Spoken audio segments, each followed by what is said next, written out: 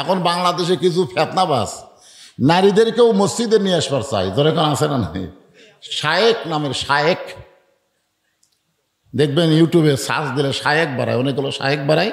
এই শায়েকেরা এখন নারীগুলো নিয়ে ঈদের মাঠে পর্যন্ত জামাতের ব্যবস্থা করতেছে, একদিকে পুরুষ একদিকে নারী, নারীরাও মসজিদে নামাজ পড়তে পারবে এরকম ফতুয়া দিচ্ছে। হ্যাঁ, নারীরাও মসজিদে নামাজ পড়েছে আল্লাহর নবীর সময়, নবীর সময় নারীরাও নামাজ পড়ছে। তখন মুসলমানের চরিত্র এত ভালো ছিল, একমাত্র আল্লাহ ছাড়া অন্য কারো দিকে নজরই যাইতো না। সুবহানাল্লাহ না কেন? আবু বকর রাদিয়াল্লাহর সময় কিন্তু মেয়েরা জামাতে নামাজ পড়ছে। দেখবেন মসজিদের কাতারের ব্যাপারে বলা হয়েছে, প্রথম কাতারে থাকবে পুরুষ মানুষ, বয়স্ক পুরুষ, বয়োজ্যেষ্ঠ পুরুষেরা থাকবে প্রথম কাতারে, দ্বিতীয় কাতারে থাকবে যুবকেরা, দ্বিতীয় কাতারে কে থাকবে? যুবকেরা। আবার বলছে প্রথম কাতারে আলেম ওলামারা থাকবে, বয়স্ক লোকেরা থাকবে, দ্বিতীয় কাতারে যুবকেরা থাকবে, তৃতীয় কাতারে ছোট ছোট বাচ্চারা দাঁড়াবে, চতুর্থ কাতারে হিজড়ারা থাকবে, হিজড়া ধরে কোন কি থাকবে, আর পঞ্চম কাতারে শেষ কাতারে মেয়েরা থাকবে। তাহলে এরকম কাতারের কথা যখন বলা হয়েছে, তাহলে মেয়েরাও নামাজ পড়িছে, ঠিক কিনা বলেন? যদি নামাজ না পড়তো তাহলে পঞ্চম কাতারের কথা কেন বললেন?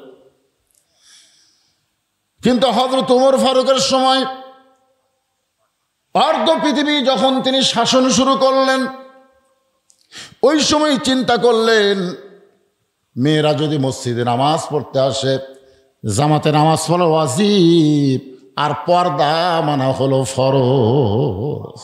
জামাতে নামাজ পড়া কি ওয়াজিব আর পর্দা মানা কি? এখন ওয়াজিব আদায় করতে এসে ফরজ যদি তরক হয়ে যায়, পর্দার যদি খেলাফ হয়, তিনি বড় ভয় করলেন এবং তিনি ঘোষণা করলেন মেয়েরা বাড়িতে নামাজ পড়লেই জামাতের সওয়াব পাবে। সমস্ত মেয়েরা কথাটা মানল, কিন্তু ওমর ফারুকের বিবি কথাটা অ্যালাউ করলো না। আমি যত বড়ই বক্তা হই, আপনার বউ, আপনারা হয়তো আমার কথা অ্যালাউ করবেন, মানবেন, কিন্তু আমার বউ কিন্তু সহজে মানবে না। এই কিসের হুজুর, ঠিক কিনা? এখন বউ বললো না, আবু বকর রাদিয়াল্লাহর সময়, আল্লাহ নবীর সময় আমরা জামাতে নামাজ পড়ছি, আর আপনি এসে নিষেধ করতেছেন। আল্লাহ রাসূল বলেছেন আমার পরে কেউ যদি নবী হতো আল্লাহ ওমরকে নবী বানায় দিত। জোরে কোন সুবহানাল্লাহ। আজকে যে আমরা 20 রাকাত তারাবির নামাজ পড়ি, এই সিস্টেমটা কিন্তু হযরত ওমর রাদিয়াল্লাহু চালু করছে। সুবহানাল্লাহ। অনেকে ফতোয়া দেয় নবী তো 20 রাকাত পড়েনি। আরে নবীর সময় তারাবি ছিল, কিন্তু তারাবির জামাত ছিল না। তারাবির জামাতের প্রচলন হযরত ওমর ফারুকের সময়। সুবহানাল্লাহ না কেন? তো এটা কি বেদাত? আপনাদের কি মনে হয়? ওমর ফারুক সম্পর্কে রাসূল কি বলেছেন? যে ওমরের শানে কোরআনের 21টা আয়াত অথবা 23টা আয়াত উমরের শানে আল্লাহ তাআলা নাজিল করেছে। জোরে কোন সুবহানাল্লাহ। তো বউ বলতেছেন আমি জামাতে নামাজ পড়বই। ওমর ফারুক বললেন সবাই মানবে, বউটা মানবে না, কেমন হলো? তো এশার নামাজের একটু আগেই হযরত ওমর বাড়ি থেকে বের হয়ে গেছে, একটা গাছের আড়ালে লুকে আছে। ইতিমধ্যে হয়তো ওমর ফারুকের বউ বোরকা টোরকা পরে মসজিদে জামাত পড়তে যাচ্ছেন। কি পড়তে যাচ্ছেন? জামাতে নামাজ পড়তে যাচ্ছেন। ওমর ফারুকের একটু অন্ধকার হয়েছে, তো এশার নামাজ, দৌড়ে এসে বউকে চাপে ধরে ছেড়ে দিছে, ছেড়ে দিয়ে চলে গেছে। বউ আর মসজিদে যায়নি, বাড়িতে এসে ওমর ফারুক নামাজ শেষ করেছে, বলেন কে গো জামাতে যাওনি? না যাওয়াই ভালো, না যাওয়াই ভালো। কি না কিছু না, না যাওয়াই ভালো। চাপা খাসে ওটার কর ভাড়া, চাপাটা দিছে কে? স্বামী বউরে চাপা দিছে। সুবহানাল্লাহ। হ্যাঁ, একটু মনোযোগ দিয়ে শুনবেন। আমি মা বোনদের জন্যে এই জামাতে নামাজকে নিরুৎসাহিত করলাম, বরং নামাজের কথা গুরুত্ব দিলাম। নামাজ হলো এক, আমাদের জন্য তো 1 নম্বরই, কিন্তু মেয়েদের যে 4টা আমল, আমাকে কি 4 আমল? আমাকে বহু আমল। কি আমল করা লাগবে? ইন্না লিল্লাহ দিয়া আজকে আমি আপনাদের সামনে আলোচনা করব। মেয়েদের 2 নম্বর আমল হলো রমজান মাসে রোজা। রমজান মাসে রোজা রাখতে হবে। 3 নম্বর আমল হলো স্বামীর কথা মতো চলা লাগবে। স্বামীর কথা মতো চলতে হবে, স্বামীর মনে কষ্ট দেওয়া যাবে না। আল্লাহ রাসূল ফাতেমার ঘরে আসলেন। ফাতেমা মাথা নিচু করে, মুখটা কালো করে দাঁড়িয়ে আছে। রাসূল বলেন ফাতেমা, মনে হয় তোমার কষ্ট কিছু বলতে চাও।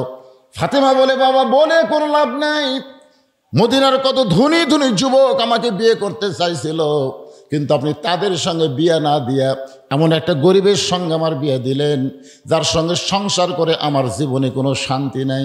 সঙ্গে সঙ্গে রাসূল বলেন, ফাতেমা, আমি তোমাকে আলীর সঙ্গে বিয়ে দেই নাই, বরং আল্লাহ তাআলা হুকুম করেছে, ও ফাতেমা, আল্লাহ ছাড়া কাউকে যদি সেজদা করার হুকুম থাকে তাহলে আমি তোমাকে হুকুম করতাম আলীর পায়ে সেজদা করো। এ কথার দ্বারা নবী ফাতেমাকে বুঝাই দিলেন, মেয়ে মানুষের কাছে আল্লাহর পরে সেই মানুষটা সবচাইতে দামি, ওই মানুষটি হইলেন তার স্বামী। এই জন্য স্বামীর কথা মতো চলা লাগবে। 4 নম্বর যে কথাটা সেটা হলো পর্দা। পর্দা, এই পর্দা মোতাবেক যদি মেয়েরা চলে, আর কোনো আমলের দরকার, জোরে কোন দরকার, হজের কথা নাই, জাকাতের কথা নাই, এগুলো কোনো কথাই নেই। 4 আমলে 8 জান্নাত। আলহামদুলিল্লাহ, যে বান্দির আমরা জানাজা করলাম, উনি যদি 4টে আমল পাকাপোক্তভাবে করে যায়, ইনশাল্লাহ তার জান্নাতের ব্যাপারে কোনো সন্দেহ নাই। আল্লাহ কবুল করুক, জোরে কোন আমিন। আগামী জুমার দিনে মসজিদ যখন আজান হবে, আজান দেওয়ার সঙ্গে সঙ্গে যেই মুসল্লি মসজিদে পা দিবে তাকে জিজ্ঞাসা করলেই জানতে পারবে এত বড় জান্নাত আমার বান্দারা কেমনে দেখবে। এ কথার দ্বারা আল্লাহ বান্দার দাম কমালো না বাড়ালো? তা আগামী জুমার দিনে আজান দেওয়ার সাথে সাথে আপনার মসজিদে যাবেন? আজকের খবর কি পড়ছেন? কিন্তু আজানের গুরুত্ব খুবই কম। 5 ওয়াক্ত নামাজের আজান দেওয়ার সাথে সাথে মসজিদে যাওয়া লাগবে না, জামাত ধরলি হলো। জোরে কোন কথা ঠিক কিনা? জুমার নামাজের আজানের গুরুত্ব বেশি, নামাজের চাইতে আজানের গুরুত্ব বেশি। দেখেন আল্লাহ কোরআনে বলতেছেন, ইজানু দিয়ালিস সালাতি মিয়াউমিল জুমআ ফাসআউ ইলা যিকরিল্লাহ। ফাসআউ মানে শব্দের অর্থ হলো হাঁটাও না, দৌড়াও না, এত জোরে মসজিদে যাওয়া লাগবে। হুকুম কার? আরো জোরে বলেন, হুকুম আল্লাহ। আমি যে কথা বলতেছিলাম যে এই যে সুবহানাল্লাহ, আলহামদুলিল্লাহ, এগুলো আল্লাহর তসবিহ, আল্লাহর প্রশংসা, আমাদের করতে কোনো আপত্তি নাই। তাহলে আমরা প্রশংসা করলাম কার? এখন যদি প্রশ্ন করা হয় আমরা কেন করব, আল্লাহর প্রশংসা করার বহু কারণ, তার মধ্যে আমি প্রধানত 3টা কারণ খুঁজে পেয়েছি। প্রধানত কারণ 3টা, সে 3টা বলতেছি। 1 নম্বর কারণ হলো আল্লাহ বলিদা ঘাটির মধ্যে আমাদেরকে মুসলমানের ঘরে কবুল করেছে। জোরে কোন সুবহানাল্লাহ। হরিণা, বলিদা ঘাটি, এগুলোর নাম কিন্তু মুসলমান নাম না, জায়গার নাম হলো হিন্দু নাম। জোরে কোন কি নাম? কিন্তু আমরা কি হিন্দুর ঘরত না মুসলমানের ঘরত? কথা কয় না রে বা। আজকে কি সিস্টেম হলো দেখছেন, কি সুন্দর আমরা জানাজা করলাম, আর হিন্দুর হলেই শ্মশানা দিয়ে যায় লাগারে দে মুখত আগুন দে না, কি কোন জান, একটা মানুষকে পুড়িয়া ছারখার করে দেয়, ছাই করে দেয়। এটা করতেই কেমন লাগে, দেখতেও কেমন লাগে। আর আমাদের মুসলমানের সিস্টেমটা কত সুন্দর। ধরে কর সুবহানাল্লাহ। কি খুশি হবে যার, যদি হিন্দুর ঘরে জন্ম নিতেন তাহলে কি করতেন? একটু মনোযোগ দিয়ে শুনবেন, যে আল্লাহ হিন্দু বৌদ্ধ খ্রিস্টানদের ঘরে না পাঠাইয়া মুসলমানের ঘরে আমাদের কবুল করলেন, এই জন্য আল্লাহর শুকরিয়া কম না বেশি? আল্লাহ রে আল্লাহ, আমরা সবাই জন্মগত মুসলমান, মুসলমানের ঘরে জন্ম লিছি পারে। জন্মগত যারা মুসলমান তাদের কোনো টেনশন নাই, কিন্তু অন্য ধর্মে জন্ম লিয়া মুসলমান হয়ে মরা খুবই কঠিন। যার প্রমাণ হলো নবীর চাচা আবু তালেব। আপনারা বলেন তো, যিনি নবীকে বাবার দয়া দিয়ে লালন পালন করছে তার নাম কি? আবু তালেব। আবু তালেব কাফের না মুসলমান? আচ্ছা, কাফেরের নাম মুসলমান রাখা যাবে? যাবে? আবু লাহাবের নাম কেউ আপনার খুঁজে পাবেন আপনাদের গোটা এলাকায়? আবু লাহাব নামে কোনো ব্যক্তি আছে? আবু লাহাবও নবীর চাচা, আবার আবু তালেবও নবীর চাচা। আবু লাহাবও কাফের, আবু তালেবও কাফের। তা আবু তালেব নাম বহু আছে, আছে না নাই? জোরে কেন আছে না নাই? আপনাকে এলাকাতে দেখবেন আবু তালেব আছে, আছে না নাই? এটা আবু লাহাব, আবু জেহেল নাই। আবু জেহেলও কাফের, আবু লাহাবও কাফের, আবু তালেবও কাফের। কিন্তু ওই 2 কাফের নাম খুঁজে পাওয়া যায় না। আরে আবু তালেব কাফের নাম মাঝে মধ্যে আছে, ব্যাপার কি? কারণ হলো আল্লাহ নবী বলেছেন, মায়ের পেট থেকে আমি এতিম হয়েছি, কিন্তু দুনিয়াতে আসার পরে এতিম ছিলাম না। আমার চাচা আবু তালেব আমাকে এমনভাবে লালন পালন করেছে, আমার যে বাবা নাই এটা কোনোদিন আমি বুঝতে পারিনি। সুবহানাল্লাহ খান। সে আবু তালেব মৃত্যুর বিছানায় যখন শুয়ে গেছে, আল্লাহ নবী বলতেছে, চাচা আমাকে এত দরদ করে আপনি লালন পালন করলেন, আপনি জাহান্নামের আগুনে পড়েন এটা আমি চাই না, বরং শুধু একটা বার আপনি বলেন লা ইলাহা ইল্লাল্লাহ মুহাম্মাদুর রাসূলুল্লাহ, আমি নবী ওয়াদা করতেছি আপনার হাত ধরে জান্নাতে পৌঁছায় দিব। আবু তালেব বললেন, বাজান মোরাই যখন যাচ্ছি বাপ দাদার ধর্ম ছাড়বো না, এখান থেকে প্রমাণ হলো অন্য ধর্মের জন্ম নিয়ে মুসলমান হয়ে মরা কঠিন, আর মুসলমানের মধ্যে জন্ম নিয়ে মুসলমান হয়ে তার জন্য মরা সহজ। এই যে আল্লাহ আমাদের জন্য সহজ বিধান রাখলেন, খুশি না বেজার? এই জন্য জবান খুলে সমস্বরে সকলে আল্লাহর প্রশংসা করছি, আলহামদুলিল্লাহ। আল্লাহর প্রশংসা করার 2 নম্বর কারণ হলো আমাদের কপালে এত ভালো।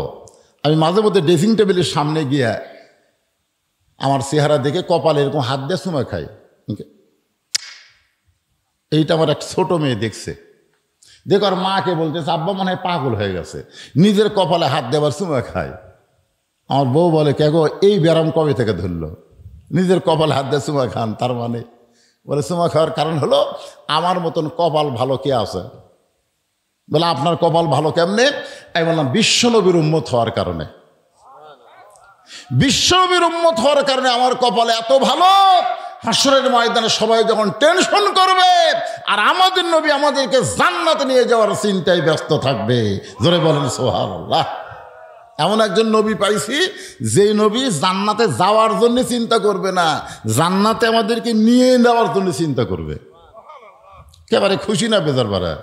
তো সুবহানাল্লাহ আসতে কোন খেন আছে না আমার মুক্তার, আছেন আমার বারিস্টার, শেষ বিচারের হাইকোর্টেতে তিনি আমায় করবেন পার, আমি পাপী রাসূল জাবিন্দার। আল্লাহ রাসূল বলেছেন আমার একটা উম্মত, একজন, সব না, আমার একটা উম্মত যতক্ষণ জান্নাতের বাহিরে থাকবে আমি রাসূল ততক্ষণ জান্নাতের মধ্যে ঢুকবো না। খুশি না বেজার? তাহলে এমন নবীর উম্মত হওয়ার কারণে আমরা শুকরিয়া আদায় করব কার? আর 3 নম্বর যে কোরআন থেকে আপনারা আলোচনা শুনবেন, আজকের সাবজেক্ট হলো ইন্না লিল্লাহি ওয়া ইন্না ইলাইহি রাজিউন। এই মেয়েটা মরার খবর শুনে আপনারা প্রথম কি কইছেন? একেবারে আপনার কননি। আমি এখানে এসে যখনই শুনলাম যে সভাপতি সাহেবের স্ত্রী মারা গেছে, আমি সঙ্গে সঙ্গে বললাম ইন্না লিল্লাহ ইন্না লিল্লাহ। কিন্তু আমি যে কেন কইলাম, আমি তো নিজেই চিন্তা পড়ে গেলাম। আসলে কি মানুষ মরার পরে ইন্না লিল্লাহ বলা লাগবে? এইরকম কি কোনো বিধান আছে? না না না, এইরকম কি কোনো বিধান আছে? যে আমার এক বাচ্চা বললো যে দুঃসংবাদ শুনলে ইন্না লিল্লাহ বলা লাগে। দুঃসংবাদ তো মানুষ মরা কি সুসংবাদ না দুঃসংবাদ? হ্যাঁ, দুঃসংবাদ। আসলে একটা গান গাই, দেখেন তো কি কিছু বুঝার পারেন নাকি? কোন বনেরই পাখি তুমি আইলা রে কোন বনে, আবার কোন বনেতে যাইতে হবে পড়ছে নাকি মনে। মিন শারিল ওয়াসওয়াসিল খান্নাস, ভিতরে শয়তান বলে চল বাড়ি যাই, যাই। আপনি যখন বাড়ির দিকে যাবেন 2 কান্দে 2 ফেরেশতা বলবে কে রে পাগলা? হ্যাঁ, কত সুন্দর কথা কোরআন থেকে বক্তারা বলতিছে। আর ওইটা না শুনে তুই যে বাড়ির যাচ্ছি, ওই বাড়িতে কি তুই থাকতে পারবি? তুই তো প্রত্যেকটা ধাপে ধাপে তোর হায়াতকে অতিক্রম করে তুই মৃত্যুর দিকে হাঁটতেছিস। জোরে কোন কথা ঠিক কিনা? আমি আপনি যেথাই যাই না কেন, আমার হায়াত কি কমতিছে না বাড়তিছে? ছোটবেলায় একটা গান শুনতাম, এখন তো সেরকম গান হয় না। সবাই বলে বয়স বাড়ে, আমি বলি কমে রে। আপনার বলেন তো আমার বয়স বাড়তিছে না কমতিছে? মানে যে বয়স নিয়ে আমি দুনিয়াতে আইছি, আজকে একদিন আমার সেখান থেকে কমে গেল, আজকে রাত আমার হায়াত থেকে কমে গেল। প্রত্যেকটা পরতে পরতে আমাদের হায়াত কমতেছে, আমরা মৃত্যুর দিকে অগ্রসর হচ্ছি। এখন মানুষ মরাটা দুঃসংবাদ না সুসংবাদ মুসলমান হিসাবে আমাদের জানার দরকার আছে না নাই? আল্লাহ কিন্তু কোরআনে বললেন ইজা, মানে যখন আসাবাতহুম মুসিবা, তোমাদের উপরে বিপদ আপদ মুসিবত আসবে, অলু, তখন তোমরা বলবে ইন্না লিল্লাহি ওয়া ইন্না ইলাইহি রাজিউন। বিপদ আপদ মুসিবত আসলে যে আয়াত পড়ার হুকুম আল্লাহ করেছেন, আর মরে যাওয়ার পর আমরা কেন এইটা পড়ি? আমি বহু আলেমকে বলছি, এমনকি আমার যিনি ওস্তাদ শেরপুর আলিয়া মাদ্রাসার প্রিন্সিপাল, ওনাকেই বলেছিলাম, হুজুর এই যে মানুষ মরে গেলে আমরা যে ইন্না লিল্লাহ কই, এটা কোরআন হাদিসের কোন জায়গাতে আছে যে বলা লাগবে? তো আমার ওস্তাদ বলতেছে, একদিন পর তোর এই প্রশ্ন কেন? আমরা হইয়াহিনী পড়ে আসতেছি, সবাই পড়ে, আমরাও পড়ি, এইরকম কথা বললে তো হবে না।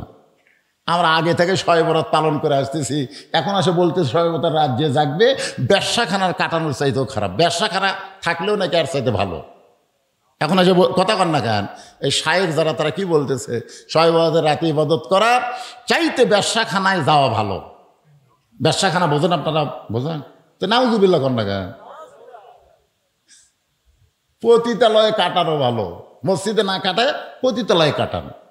এইবার আবার রমজান মাসে এক শায়েক হলো 26 তারিখ দিবাগত রাত জাগা বেদাত।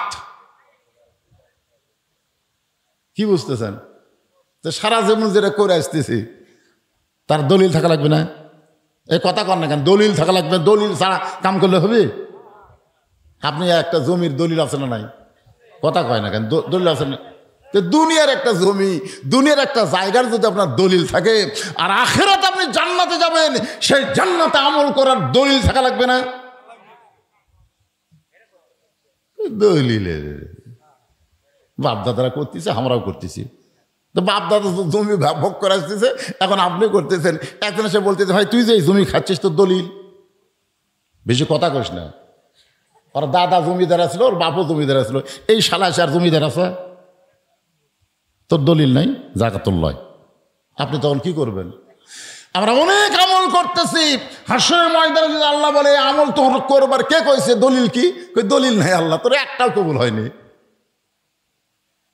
আমি আমার হুজুরকে বললাম, হুজুর মানুষ মরার খবর শুনে যে ইন্না লিল্লাহ আমরা পড়ি, এই পড়ার দলিল কি? কোরআনে যে দলিল পাচ্ছি এটা হলো বিপদ আপদ মুসিবতের সময় আল্লাহ বলেছেন ক্বালু, তোমরা বলো ইন্না লিল্লাহি ওয়া ইন্না ইলাইহি রাজিউন। তা আমার হুজুর বলতেছে, বাজান এগুলো দলিল টলিল বুঝি না, সবাই কয় আমিও কই। আসলে কি সবাই বললে আমরা বলবো? আমাদের জানার অধিকার আছে না নাই? দরকার আছে। আজকে এখানে একটা জানাজা হলো দেখি তো, এ ওয়াজ আমার 38 বছর ওয়াজের জীবনে আমি কোনোদিন জানাজা করে এসে টেজত ওয়াজ করছি, আজকে প্রথম। আপনাকে কোনোদিন হয়েছে যে জানাজা করে ওয়াজ শুনছেন? কথা কন না কেন? তাহলে একটা নতুন অভিজ্ঞতা হলো না আমাদের। এই মিডিয়ার ভাইরা, এটা তোমরা ফলো করে প্রচার করবে। হুজুর মাঠে জানাজা করে তারপরে টেজে আসলো। আমি তো আমার জীবনে একটা প্রথম জিনিস পেলাম, আগে জানাজা হলো, তারপর আবার ওয়াজ হচ্ছে। বাস্তব কথাগুলো আমি আপনাদের সামনে বলতেছি ভাইজান, বহু ওয়াজ জীবনে শুনবেন, আজকে একটু মনোযোগ দিয়ে কথাগুলো শুনবেন। রাজি আছেন সবাই? তো আমাদের এক মা মারা গেল, আমাদের একজন বাবা মারা গেল, আমাদের একজন ভাই মরে গেল, আমাদের একজন বোন মরে গেল। মরার কথা শুনেই আমরা বিপদের আয়াত করলাম, ইন্না লিল্লাহ ইন্না লিল্লাহ। আসলে মুসলমান মরা বিপদ না, সুসংবাদ। এটা আমাকে জানা লাগবে তো, যে আমি তো আয়াতে কারিমা তেলাওয়াত করলাম, যারা মুসলমান হয়ে মারা যাবে তাদের কোনো ভয় নাই, তাদের কোনো চিন্তা নেই। মরার সঙ্গে সঙ্গে আল্লাহর জান্নাতের দরজা তাদের জন্য খুলে ধরা হবে। ধরে কেন সুবহানাল্লাহ। কবরে যাইতে দেরি হবে, কিন্তু তাদের জান্নাতে ঢুকতে দেরি হবে না। এখন আপনারা বলেন, মরাটা খুশির খবর না কষ্টের খবর? তাহলে খুশির খবর শুনে এই বিপদের আয়াত আমরা কেন বললাম? অনেকেই এখন চিন্তায় পড়ে গেছেন, গোলক ধাঁধায় পড়ে গেছেন, মনে মনে ভাবতেছেন যে মরাটাই হলো সব চাইতে বড় বিপদ। আসলেই বিপদ, মরাটা হলো সবচাইতে বড় বিপদ। কার জন্যে? এই মরাটা হলো সবচাইতে বড় বিপদ কার জন্যে?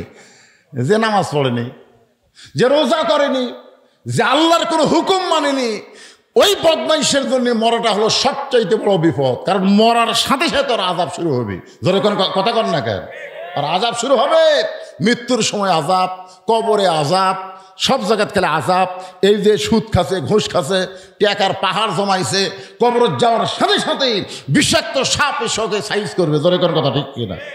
একটা গান আছে ছোটবেলায় শুনছি, যদি ফুলগুলো হয় অভিমানে ঝরে যায়, আমি মালা গেথে বলো কারে পরাবো, সে যে কেন এলো না, কিছু ভালো লাগে না, কবরে আসুক তারে আমি মজা দেখাবো। কি কবরে মজা আছে না নাই? কার জন্যে? এখন যদি আপনারা বলেন হুজুর আমাকেরও জন্যে, তাহলে ইসলামও যা হিন্দুতে, এই ইসলামও যা হিন্দুতে, মুসলমানও যা কাফেরও তাই। গোলেমালে আলু করলে হবে না। আজকে জান্নাতের বাগানে বসে যারা রাত জাগা শুনতেছেন, আর যাই হোক তাদের কবর কবর হবে না, আল্লাহ তাদের কবরকে জান্নাতের টুকরা বানায় দিবে। কেমনে বানায় দিবে? এমনি দিবে না, কেমনে দিবে? এইটা মুসলমানের বাচ্চা হিসাবে আমাদের জানার অধিকার আছে না নাই? দরকার আছে না? হ্যাঁ, একটু মনোযোগ দিয়ে শুনবেন। মনোযোগ দিয়ে শুনলেই বুঝতে পারবেন কঠিন কোন সাবজেক্ট আপনাদের সামনে বলতেছেন। ভাই যাইতেই যখন হবে, বাড়ির থেকে বের হলেই বউ কান গরম করে দেয়, দেখাশোনা আওয়াজ করবেন। আমি কি দেখব? বলে দেখবেন বর্তমান সরকারের কোনো নেতা তেজত আছে কিনা, আশেপাশে পুলিশের গাড়ি, র্যাবের গাড়ি আছে কিনা, এগুলাকে দেখবেন, তারপর ওয়াজ করবেন।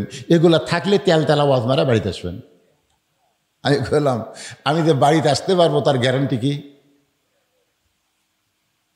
বলে না, এগুলা কঠিন ওয়াজ না করলে তো পুলিশ ধরবি না, পুলিশ না ধরলেই তো আপনি চলে আসবেন। আমি বলি পুলিশ না ধরে যদি আজরাইল ধরে, যেই কইছে আজরাইল, আর বউ চমকে করছে, এতদিন খালি পুলিশ ধরারই টেনশন করছি গো, আজরাইল ধরার কোনো টেনশন করিনি। আপনারা কি ধরার টেনশন করেন, পুলিশ না আজরাইল? এই ভোটের আগে আমাদের বগুড়াত কি হলো জানেন? যারা বিএনপি করে, জামাত করে, এরকম পুলিশ একেবারে বাছাই করে করে ধরা শুরু করলো। আমার এলাকার একজন নেতা ওই জেতা অবস্থায় গোরস্থানে একটা কবর খুঁড়িছে, একের গোরস্থানের মাঝখানে একটা কবর করে, সেই কবরের নিচে খেয়ার দিছে, তার উপর কম্বল দিয়ে, তার উপর ল্যাপ নেয়, আরামসে ঘুম পাড়ে। রাত্রেবেলা বউকে মোবাইল করে, কেন খবর কি? বউ চুম করে বলে আপনার খবর কি? বলে মাশাআল্লাহ, কোনো টেনশন নেই, এমন জায়গাতে আসি পুলিশের বাপেরও ক্ষমতা নেই, এ জায়গাতে আসে।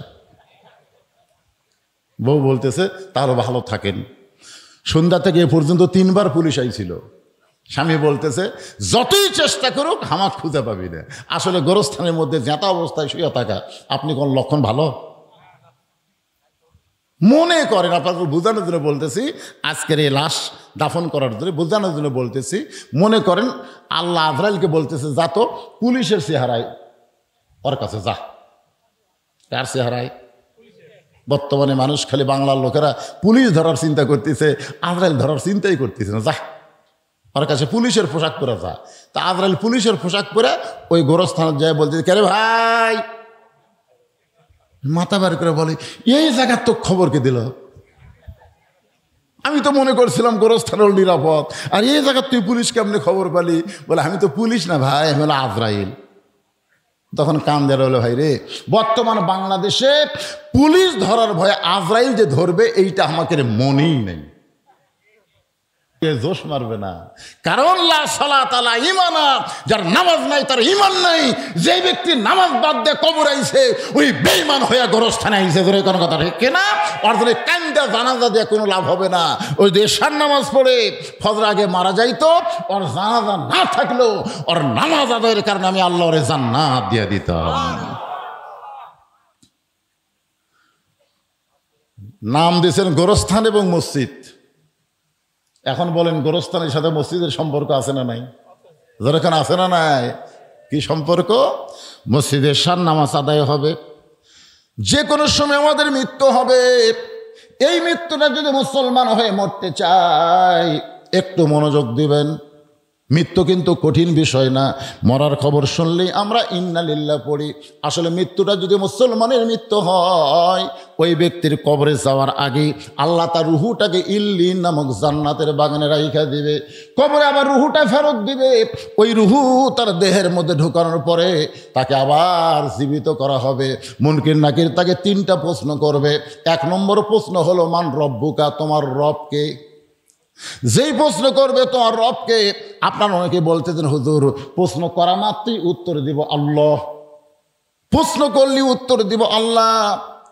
আপনি উত্তর দিবার পারলে উত্তর দিবেন না, উত্তর দেওয়াটা আপনার জন্য বিপদের কারণ হয়ে যাবে। কারণ যেই ব্যক্তি নামাজ নিয়ে কবরে গেছে তাকে নতুন করে রবের উত্তর দেওয়া লাগবে না। মসজিদে ঢোকার সাথে সাথেই ওই লোকটা নিয়ত করার পরেই বলেছে আলহামদুলিল্লাহি রব্বিল। রুকুতে যখন গেছে তখনই বলেছে সুবহান রাব্বিয়াল আযীম। আবার সেজদায় যখন গেল তখন বলল সুবহান রাব্বিয়াল আলা। দুনিয়ায় এতবার রব রব করে যে দুনিয়া থেকে কবরে গেছে, তাকে রবের উত্তর নিজে দেওয়া লাগবে না, নামাজ তার পক্ষে উত্তর দিয়ে দিবে। আল্লাহ বলে মুনকির নাকির রে, যে নামাজ নিয়ে কবরের মধ্যে আইছে সে রবের উত্তর হয়ে গেছে। এখন আপনারা বলেন নামাজ ছাড়া কবর যাবেন? মাশাআল্লাহ, একমাত্র নামাজ, একমাত্র নামাজ। ইন্না সালাতা তানহানিল ফাহশাই ওয়াল মুনকার। একমাত্র নামাজই পারে মানুষকে যাবতীয় খারাপি থেকে বাঁচাই দিতে। আজকে আমাদের সেই নামাজের দরকার আছে না নাই? আর 2 নম্বর হলো মা দিনুকা, তোমার দিন কি। বুখারী শরীফে একটা হাদিস পড়ি, তারপরে দিন সম্পর্কে 3টা প্রশ্নের উত্তর ইন্না লিল্লাহ বিষয় নিয়ে আলোচনা হবে। মুনকির নাকির প্রশ্ন করবে অমান নাবিউকা, তোমার নবীকে। তারপরে প্রশ্ন করবে আমার দিনুকা, তোমার দিন কি। এই দিন সম্পর্কে যখন প্রশ্ন করবে, আল্লাহর নবী বলেছেন মা আহাদান ইয়াদখুলুল জান্নাতা ইউহিব্বু ইয়ারজি ইলাদ দুনিয়া ওয়া লাহু মা'আল আরদি মিন শাইইন ইল্লা শাহীদুন ইয়াতামান্না আন ইয়ারজি ইলাদ দুনিয়া ফায়ুক্তাল 10 মাররাতান লিমা ইয়ারা মিনাল কারামাতি। রাওয়াহুল বুখারী কিতাবুল মাগাজি। আপনারা বলেন তো, মুয়াজ্জিন সাহেব যখন মসজিদে আজান দেয়, এই আজান দেওয়ার সাথে সাথে মসজিদে যাওয়া শুধু বাপের জন্যই ফরজ? নামাজ আদায় করা খালি বাপের জন্যও ফরজ না ছেলের জন্যও? আমার দিনকে খুব খেয়াল করবেন। আপনি যে এশার নামাজ মসজিদে আদায় করলেন, আলহামদুলিল্লাহ, আদায় করার পরে রাতের খাবার খাচ্ছেন না? খান কি খান না? কথা বল। আপনার জোহরের নামাজ পড়ে দুপুরের খাওয়া খাবেন, আর এশার নামাজ পড়ে রাতের খাওয়া খাবেন। এই নিয়ম করবেন, এশার নামাজের আগে রাতের খাওয়া খাবো না, জোহরের নামাজ আদায় না করলে আমি দুপুরে খাবো না। আপনার কাছে খাওয়া আগে না নামাজ আগে? এটা একটা নির্ধারিত রুটিন করে নেবেন। তা আপনি এশার নামাজ পড়ে যায় বাড়িতে খাওয়ার বিছনায় আপনি বলতেছেন বাবু, মানে আপনার ছেলেকে আদর করে আপনি ডাকেন বাবু আসো ভাত খাই। আপনার ছেলে 22 বছরের ছেলে, আপনার ডাক দেওয়ার সাথে সাথে আপনার কাছে এসে ভাত খাওয়ার বসলো। আপনার বউ আপনাকে ভাত দিচ্ছে, আপনিও ভাত খাচ্ছেন। ফেরেশতারা বলতেছে আল্লাহ, যেই বাপ একা একা মসজিদে যা নামাজ পড়লো, ওই জায়গায় ছেলেরে ডাকলো না, আর খাওয়ার সময় ছেলেকে ডাকলো, এটা কেমন বাপ? আল্লাহ বলে ফেরেশতা, ওই ইব্রাহিম আলাইহিস সালামের বাপ আজরের চাইতেও খারাপ। আপনার বলতে ইব্রাহিম নবীর বাপ আজর ভালো না খারাপ? চড়কের উপরে যখন বসে আছে, নিচের নমরুদের আগুনের চুলা দাও দাও করে জ্বলতেছে, এমন সময় রশি ধরে টানতেছে। বাবা ছেলেকে আগুনের মধ্যে ফেলে দেওয়ার জন্য রশি ধরে টানতেছে। ইব্রাহিম আলাইহিস সালাম কাঁদতেছে। ফেরেশতা জিবরাইল বলতেছে, ওগো আল্লাহর নবী, নিচে দাও দাও করে আগুন জ্বলতেছে, এই দৃশ্য দেখার পর আপনি কাঁদতেছেন। ইব্রাহিম বলে, জিবরাইল, আমি আগুনের দিকে একবারও তাকাইনি, আমি তাকাই আছে আমার বাপের দিকে। এটা কেমন বাপ? সন্তান বিপদে পড়লে বাবা এসে সন্তানকে বাঁচায়, আর আমার এমন একটা বাবা হয়েছে যে আমাকে আগুনে ফেলে দেওয়ার জন্যে রশি ধরে টানতেছে। এটা কেমন বাপ? ফেরেশতা জিবরাইল বললেন, পৃথিবীর মধ্যে আপনি হলেন একজন খারাপ বাপ পাইছেন, আপনার মতন দুর্ভাগা সন্তান কেউ নাই। আমাদের জাতির পিতা হযরত ইব্রাহিম বললেন, আমি যখন দুর্ভাগা সন্তান, এরকম দুর্ভাগা সন্তান আদমের অনেক হবে, আমার অনেক হবে, যাদের বাবারা জাহান্নামের আগুন থেকে নিজে বাঁচতে চাবে কিন্তু তার সন্তান সন্ততিকে বাঁচানোর চেষ্টা করবে না। এর হলো ইব্রাহিম আলাইহিস সালামের বাপের চাইতেও খারাপ বাপ। নিজে নামাজ পড়ে ছেলের নামাজের কথা কয় না। আপনারা বলেন অমা দিনুকা, দিনকে যদি কায়েম করতে চান তাহলে এক লাখ কায়েম হবে না, সবাইকে নিয়ে আকিমুস সালাত আকিমুদ্দিন, নামাজ কায়েম করো, দিন কায়েম করো। সবাইকে নিয়ে যদি নামাজি হতে পারেন তাহলে 2 নম্বর 3 নম্বর উত্তর আপনার জন্য সহজ হয়ে যায় ভাইজান। একটু মনোযোগ দিয়ে শোনেন। ইন্না লিল্লাহি ওয়া ইন্না ইলাইহি রাজিউন। আমরা কখন পড়ি ওয়াজটা আপনাকে বোঝানোর জন্য বলছি, কখন পড়ি? মানুষ মরার পরে। তার মানে বোঝা গেল মরাটাই হলো সবচাইতে বড় বিপদ। এখন আসেন, আল্লাহর একজন মস্ত বড় পয়গম্বর, নাম হলো মুসা কালিমুল্লাহ, নাম শুনছেন? উনি মাঝে মধ্যে তুর পর্বতে যাইতেন আল্লাহর সঙ্গে কথা বলার জন্য। একদিন তুর পর্বতে গিয়ে আল্লাহকে বলতেছে, আল্লাহ আমার যা আছে আপনার তা নাই। আল্লাহ বলে, মুসা তোমার এমন কি আছে যেটা আমি আল্লাহর নাই? মুসা বলতেছে, আল্লাহ আপনি সবই জানেন, সবই জানেন, তারপর আপনি কি বলতেছি আমার যা আছে আপনার তা নাই। আল্লাহ বলে, মুসা তোমার এমন কি আছে যেটা আমি আল্লাহর নাই? মুসা বলতেছে, আল্লাহ আমার মৃত্যু আছে কিন্তু আপনার মৃত্যু নাই। আল্লাহ বলে, ঠিকই তো তাই রে। মুসা বলতেছে, আল্লাহ আপনি যতই চেষ্টা করেন আপনি মারতে পারবেন কিন্তু মরতে পারবেন না। মরার যে মজা আছে এটা আমি পাবো কিন্তু আপনি পাবেন না। মরার বলে আবার মজা আছে। মরার কি আছে? এটা কি আমার কথা না আল্লাহর? আল্লাহ বলেছেন, দেখেন আয়াতের শাব্দিক অর্থের দিকে খেয়াল করেন। কুল্লু নাফসিন জায়কাতুল মউত। জায়গা শব্দের অর্থ হলো স্বাদ, মজা। তরকারির স্বাদ আছে, গোস্তের স্বাদ আছে, ইলিশ মাছের স্বাদ আছে। জায়গা শব্দের অর্থ কি? স্বাদ। যেরকম কি? তাহলে মৃত্যুর একটা মজা আছে, মজা। আগুনে পুড়ে মরা, অ্যাক্সিডেন্ট হয়ে মরা, স্ট্রোক করে মরা। আপনার বলেন তো এমনি এমনি মরা? এমনি এমনি কেউ মরছে? এমনি এমনি না। সবাই বলবে এ এ এ এ। আদম আলাইহিস সালাম বললেন, আল্লাহ আমি যখন সন্তানের কাছ থেকে মাকে নিয়ে আসবো, সন্তানের কাছ থেকে বাবাকে নিয়ে আসবো, আবার বাবার কাছ থেকে সন্তানকে নিয়ে আসবো, তখন আমাকে তো সেই রকম গাল দিবে। আল্লাহ বলে, তো গালানোর টাইমই পাবে না। আজকে কেউ আজরাইলের কথা কইছে? সব একই কথা বলতে, স্ট্রোক করে মরছে রে, স্ট্রোক করে মারা গেছে। এর আগে একবার স্ট্রোক করছিল হুজুর, সে এবার বাঁচছিল, কিন্তু এবার আর বাঁচল না। আসলে কি স্ট্রোক করে মারা গেছে? আমাদের বাংলাদেশে 3টা রহমান মরছে, 3টা। একটা হলো বঙ্গবন্ধু শেখ মুজিবুর রহমান, একটা হলো জিয়াউর রহমান, একটা হলো জিল্লুর রহমান। কি নাম জানেন আপনারা? 3টা রহমানের নাম জানেন? একটা হলো বঙ্গবন্ধু শেখ মুজিবুর রহমান, একটা হলো জিয়াউর, আর একটা জিল্লুর। যদি বাংলাদেশের লোকজনকে বলে শেখ মুজিবুর রহমান মারছে, জিয়াউর রহমান মারছে, জিল্লুর রহমান মরছে, আপনারা বলেন তো মারা আর মরা এর মধ্যে তফাৎ কি? এই ভাই মরা লাগবে রে, সবাইকে মরা লাগবে, একটা হাহু করেন। মারা আর মরার মধ্যে তফাৎ আছে না নাই? এ জোরে কেন আছে না নাই? কে মারতেছে? আল্লাহ কোরআনে ডাইরেক্ট বলেছেন, খুব খেয়াল করে শুনবেন, খালাকাল মাউতা ওয়াল হায়াতা লিয়াবলুয়াকুম আইয়ুকুম আহসানু আমালান ওয়া হুয়াল আজিজুল গফুর। আল্লাহ বলে, মুসা মৃত্যু তোমার কাছে কেমন মনে হয়? মুসা বলতেছে, আল্লাহ দুনিয়ার জীবনে যত নিয়ামত দান করেছেন তার মধ্যে উত্তম নিয়ামতের নাম হলো মৃত্যু। আল্লাহ বলে, মুসা মানুষ দুনিয়াতে গেলে মরবার চায় না, সেই মৃত্যু তোমার কাছে উত্তম মনে হওয়ার কারণ কি? মুসা বলতেছে, আল্লাহ কারণ হলো 3টা। জোরে বলেন কয়টা? 1 নম্বর কারণ হলো না মরলে জান্নাতে যাওয়া যাবে না।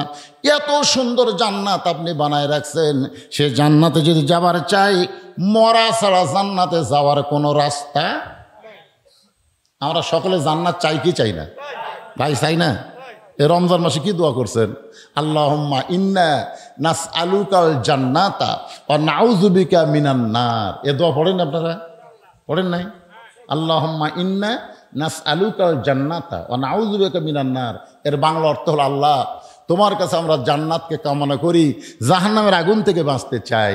এই দোয়াটা যখন করেছেন তাহলে জান্নাতে সবাই যাবেন, নিয়ত আছে না নাই?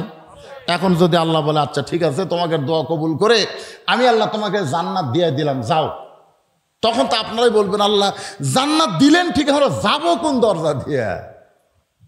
মুসা বলেন আল্লাহ জান্নাতে যাইতে গেলে মরা লাগবে, মরা ছাড়া জান্নাতে যাওয়া যাবে না। এখন আমি আপনাদের মিছিল করে নেব, এই জানাজা করলেন ভিতরে কোনো আফসোস থাকবে না। আমি যেই বলবো জান্নাতে যাইতে গেলে কি চাই, আপনার যাদেরকে আল্লাহ জবান দিয়েছে সবাই জবান খুলে বলবেন মরতে চাই। কি বলবেন? পারবেন না? জান্নাতে যাইতে গেলে কি চাই? যারা বলতেছেন না তারা কিন্তু বিপদে পড়বেন। বিপদে পড়ছে ঈসা আলাইহিস সালাম। কার মধ্যে পড়ছে? এই ঈসা আলাইহিস সালাম কোন জায়গায় পড়ছে? বিপদে। লাইলাতুল মিরাজে নবী যখন সমস্ত নবী রাসূলের ইমামতি করলেন, ফেরেশতা জিবরাইল বললেন হুজুর আপনি যে আজকে ইমামতি করলেন বাইতুল মুকাদ্দাসে, যে মুকাদ্দাস এখন ইহুদিরা দখল করতে চায়, ওই ঘরের মধ্যে আমাদের নবী ইমামুল আম্বিয়া ইমামুল মুরসালিন ডিগ্রি পাইছে। ধরে কোন সুবহানাল্লাহ। নবী বললেন জিবরাইল এরা কারা? বলে সমস্ত নবী রাসূল। আল্লাহ রাসূল বলেন আমি একটু দেখবার চাই। এরকম বিশাল একটা মেম্বার নিয়ে আসা হলো। জিবরাইল বললেন হুজুর এই মেম্বার আপনি চড়ে সমস্ত নবী রাসূলকে দেখেন। আল্লাহ রাসূল সবার দিকে তাকায় আছে, সবার চেহারা দিয়ে আলো বের হচ্ছে, আলো, কিন্তু একজন নবীর চেহারা কালো। আমাদের নবী কই কে রে? সব নবীর চেহারায় আলো, ওটার আবার কালো কেন? নবী ডাক দিলেন ভাই আপনার চেহারায় কোনো আলো নাই, কালো, আপনার নাম কি? বলে আমার নাম ঈসা আলাইহিস সালাম। তাহলে সমস্ত নবীর চেহারায় আলো, আপনার চেহারা কালো, কারণ কি? ঈসা বলতেছে সমস্ত নবী রাসূল জান্নাত থেকে আপনার পিছনে নামাজ পড়তে আইছে, কিন্তু আমি জান্নাত থেকে আসতে পারি নাই। নবী বলেন আপনি জান্নাত থেকে কেন আসতে পারলেন না? ঈসা বলতেছে এখনো পর্যন্ত আমার মৃত্যু হয় নাই, আমি জান্নাতে কেমনে যাব? এখান থেকে প্রমাণ হলো জান্নাতে যাইতে গেলে মরা। একেবারে এই সহজ কথাটা আপনার বলবেন না? বলবেন? তারপর আমি যে বলবো জান্নাতে যাইতে গেলে কি চাই, সবাই জবান খুলে বলবেন মরতে চাই। জান্নাতে যাইতে গেলে কি চাই? আল্লাহ আপনি সব দেখতেছেন। আল্লাহ কে আসতে বলে কে জোরে বলে, যাই জোরে বলবে তার মৃত্যুটা যেন জান্নাতের জন্যই হয়। আর যারা আস্তে আস্তে ম্যান করে বলবি ওই কবরে যে যেন পিটন খায় তারপরে জান্নাতে যায়। এইবারে দেখি তো গলা খাঁকারে দেন। জান্নাতে যাইতে গেলে কি চাই? আরো জোরে জোরসে বলুন। যাকে আপনারা কবরে মাটি দিলেন ওই আত্মাটা শান্তি পাচ্ছে, যাক রে আমি আসছি ওরা আসবি রে। কি শুনবার পাচ্ছে না? বুখারী শরীফের হাদিস সেমাল মাউতা। আপনারা মনে করতেছেন খেলে আমরাই শুনি? আমাদের চাইতো মৃত্যু ব্যক্তিরা ভালো শোনে। এই যে মরতে চাই মিছিল করতেছেন, আজকে গোরস্থানের রুহুগুলা সব খুশি হয়ে গেছে, যাক রে বাহ। আমরা মনে করছি আমরাই মরে যা বিপদত পড়ছি রে, ওরাও মরবার চাই, তারপরে মরাই ভালো। মরা ভালো কার জন্যে? যারা জান্নাতে যাবে। আল্লাহ বলে মুসা মৃত্যুকে মহব্বত করার পছন্দ করার 2 নম্বর কারণ কি? এই কারণটা আপনাদের একটু গুরুত্ব দিয়ে শোনা লাগবে। মুসা বলতেছে আল্লাহ মৃত্যুকে পছন্দ করার 2 নম্বর কারণ হলো আমার মৃত্যুটা কেবলমাত্র আপনার জন্য আমি অক্ষ করেছি। মনোযোগ দিয়ে শুনছেন? আমরা মরবো কার জন্যে? জোরে কয় না? আল্লাহর জন্যে। কে বাবা মুরব্বী আই যায় পেশাব লাগলো নাকি রে, উঠে ফেয়ে ধরে যাচ্ছে। হ্যাঁ আসলে অনেকের এরকম। আপনারা বলেন তো ঘুমের মধ্যে আপনারা কেউ বিছনাত পেশাব করেন? করছেন কেউ? ছোটকালের কথা আমি বলতেছি। এখন যারা এখানে বসে আছেন ঘুমের মধ্যে কেউ বিছনায় পেশাব করছেন? কেন করেননি? ঘুম তো 5-6 ঘন্টা পারেন, তো 5-6 ঘন্টা ঘুমের মধ্যে আপনি পেশাব করলেন না বিছনায়, আর ওয়াজের মধ্যে 2 ঘন্টা বসায় আপনার ঘন ঘন পেশাব লাগে। আজকে যারা ওয়াজ শুনতে শুনতে পেশাব করে উঠবি, এরা যেন বিছনার স্বপ্নে পেশাব করে, বইয়ের হাতে যান পিটুন খায়। কি রে সামান্য 2-1 ঘন্টা জান্নাতের বাগানে কোরআনের মহব্বতে আপনার পেশাব লাগে কেন? আল্লাহ কোরআনে বলেন, অনুনাজ্জিলু মিনাল কুরআনি মা হুয়া শিফাউ ওয়া রাহমাতুল লিল মুমিনিন। মুমিনদের যাবতীয় রোগের ঔষধ হিসাবে, শিফা হিসাবে আল্লাহ কোরআন নাজিল করেছে। তা আপনি একটু মহব্বত করে দায়িত্ব নিয়ে মনোযোগ দিয়ে যদি কথাগুলো শোনেন, পেশাব লাগবে না। এদিক সেদিক মন দেন কেন? এই যে কবরের যারা গেল, পেশাব করবে? পায়খানা করবে? গোরস্থানের পাশেই জান্নাতের বাগানে কোরআনের মাহফিলে বসে আছেন, একটু মনোযোগ দিয়ে, বেশি সময় না। আমারও খেয়াল আছে, বেশি রাত ওয়াজ করা যাবে না, ফজরের নামাজ আমাকে আদায় করা লাগবে। ধরে কোন ঠিক কিনা? এই জানাজার কারণে একটু দেরি হয়ে গেছে, যার কারণে আপনাদের হয়তো সামান্য একটু রাত হচ্ছে। এখন কয়টা বাজে? রাত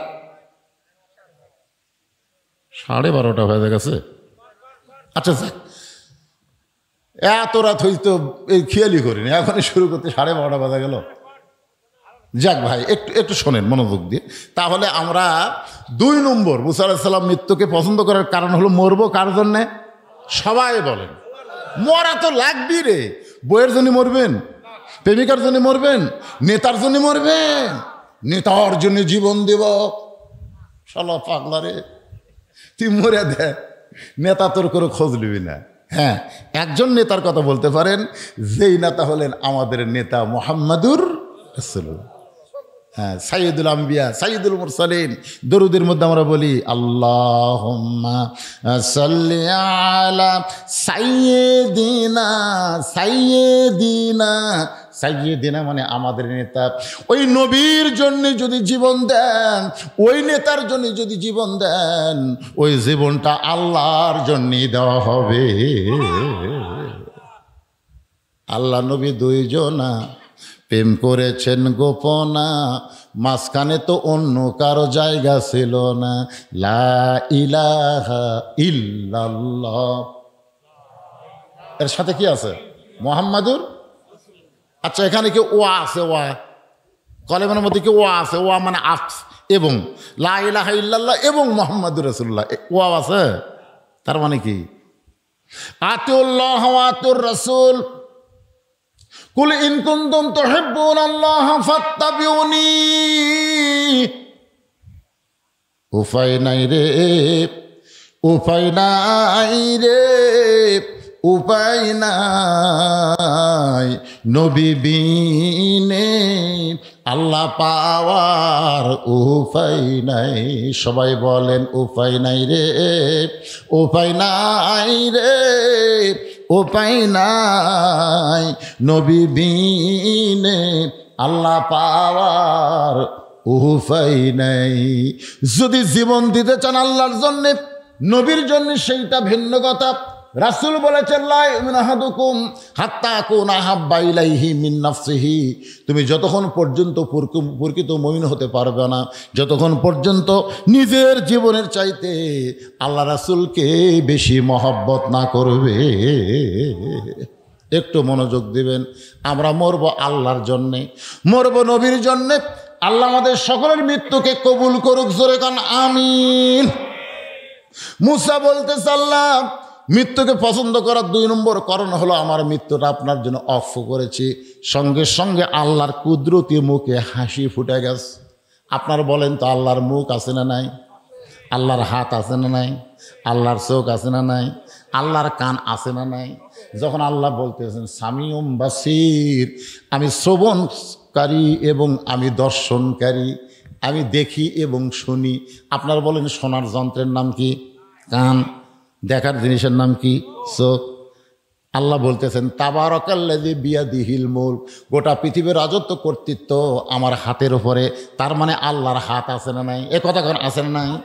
আছে। আল্লাহর মুখ আছে, আল্লাহ কথা বলে। আল্লাহর চোখ আছে, আল্লাহ দেখে।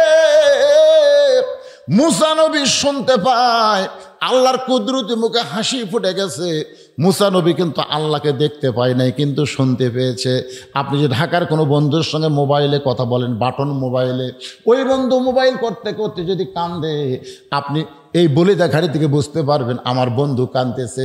যদি বন্ধু হাসে তাহলেও কিন্তু আপনি বুঝতে পারবেন যে আমার বন্ধু হাসতেছে। আল্লাহর কুদরত মুখে হাসি ফুটে গেছে। মুসা বলে, আল্লাহ আপনি হাসেন কেন? আল্লাহ বলে, হাসার কারণ হলো, মুসা রে তুমি বড় চালাক, আমার জন্যে যারা মরবে, আমার জন্য মৃত্যুকে যারা অক্ষ করে দিবে, আমি আল্লাহ বলতেছি তাদের মৃত্যু নাই, তারা চির অমর হয়ে থাকবে। কত বড় সুন্দর কথা! আল্লাহর জন্য যারা জীবন দেবে তাদের মৃত্যুই নাই। এটা কি আমার কথা না আল্লাহর কথা? আল্লাহ কোরআনে বললেন, ওয়ালা তাকুলু লিমান ইউকতালু ফি সাবিলিল্লাহি আমওয়াতুন বাল আহইয়াউ ওয়ালাকিন লা তাশউরুন। আপনারা আল্লাহর জন্য কারা কারা মরবার চান? আল্লাহকে একটু হাত দেখেন। আল্লাহ, হাতগুলো দেখো। আল্লাহ, কে কে হাত তোলেনি রে? আল্লাহ, যারা হাত তোলেনি আল্লাহ তারকে মৃত্যু তোমার উপর ছেড়ে দিলাম, কিন্তু যারা তুলেছে আল্লাহ এ হাতগুলো তাদের তোমার জন্য মৃত্যু কবুল করো। জোরে কোন আমিন। হাত নামান। আল্লাহর জন্য যদি মরবার চাই, আল্লাহ যা বলছে এটা মানার দরকার আছে না নাই? কথা কন না কেন? হাত তুলে বললো আল্লাহ তোমার জন্য মরবার চাই।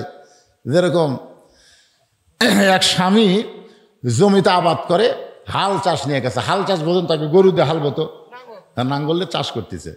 বউ আবার বাচ্চা কাচ্চা নাই, তো নিজেই স্বামীর সকালবেলার খাওয়া পান্তা ভাত। আমাকে এলাকায় সকালের খাওয়া কৃষকের পান্তা ভাত। কি ভাত?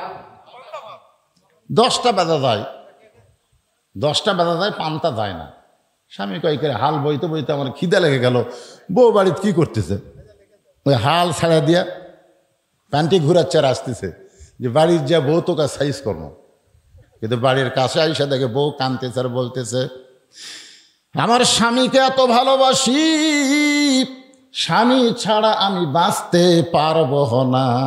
স্বামীকে আমি এত ভালোবাসি রে, স্বামী ছাড়া আমি বাঁচতে পারবো না। স্বামীর রাগ পানি হয়ে গেছে। স্বামী যে পানটি ঘুরাচ্ছে বাড়ির যে মারবি, গান শোনে, আরে আমার বউ আমাকে এত ভালোবাসে। এখনো বলে, বিবি রে আর ভালোবাসার গান গাওয়া দরকার নাই, তাড়াতাড়ি আমার সামনে একটু খাবার দাও, পেটে আমার আগুন জ্বলছে। বউ বলতেছে, আমি স্বামীকে এত ভালোবাসি, খাবার দেওয়া আমার ভালো লাগে না। আমি স্বামীকে এত ভালোবাসি, কিন্তু খাবার দেওয়া স্বামীকে ভালো লাগে না। আপনার বলেন তো, এই ভালোবাসা দাম আছে? দাম আছে? তাহলে স্বামী দেখতেছে বউ আমাকে এমন ভালোবাসে, আমি হালাফান্তি ছাড়া তো উপায় দেখি না। আজকে যারা আল্লাহর জন্য জীবন দেওয়ার জন্য হাত তুলেছেন, লিমা তাকুলু মালা তাফালুন, আল্লাহ কোরআনে বলেছেন, তোমার কথার সাথে আমলের যদি মিল না পাওয়া যায় তাহলে তুমি টাটকা মুনাফিক। জোরে কন কি মুনাফিক? কথা কন কি মুনাফিক? টাটকা মুনাফিক। এদেরকে কানে খালি বছরান্তর একটা করে মাহফিল করবি আর টাকা আদায় করবি। একটা করে মাহফিল করা, টাকা আদায়, এটা উদ্দেশ্য করা যাবে না। এটা উদ্দেশ্য কি? আমাদেরকে আল্লাহ দুনিয়াতে ইবাদতের উদ্দেশ্যে পাঠাইছে। জোরে কোন কথা ঠিক কিনা? কি কথা কন না কেন? অমা খলাকতুল জিন্না ওয়াল ইনসা ইল্লা লিয়াবুদুন। ইবাদতের উদ্দেশ্যে তোমাদেরকে দুনিয়াতে সৃষ্টি করা হয়েছে। কিন্তু ইবাদতই যে আমরা সারা জীবন করি, নামাজ পড়ি, রোজা করি, কাজ কাম কিছু করি না, তাহলে চলবে? চলবে? টাকা আদায় এটা একটা প্রয়োজন, কিন্তু উদ্দেশ্য হচ্ছে আজকের মাহফিল দিয়ে গুরুস্থানের মাইয়াতকে আল্লাহ যেন জান্নাত দেয়, আর আল্লাহ যাদের জীবিত রাখছে তাদেরকে যেন হেদায়েত দেয়। জোরে কথা কন না কেন? তো উদ্দেশ্য টাকা কালেকশন করা এটা প্রয়োজন, কিন্তু প্রয়োজনকে যদি আপনি উদ্দেশ্য মনে করেন, অন্য কোনো খেয়াল নেই, খেলে একটাই খেয়াল, টাকা। টাকা দরকার আছে না নাই? কিন্তু বেশি হলে কিন্তু বিপদ। আল্লাহ কোরআনে বলেছে, ইন্নামা আমওয়ালুকুম ওয়া আওলাদুকুম ফিতনা, নিশ্চয়ই তোমাদের সম্পদ আর সন্তান হলো তোমাদের বিপদের কারণ। আমাদের বাংলাদেশে যাদের টাকা বেশি আছে বিপদ কম না বেশি? আচ্ছা, হাসরে একদিন আল্লাহ রাসূল বলেন, আবু বকর আজকে সকাল থেকে সন্ধ্যা পর্যন্ত তুমি কত টাকা রোজগার করলে, কত টাকা খরচ করলে, হিসাব দাও। তা আবু বকর বলতে, হুজুর ঠিক আছে হিসাব দিচ্ছি, কারণ এখন না একটু পরে।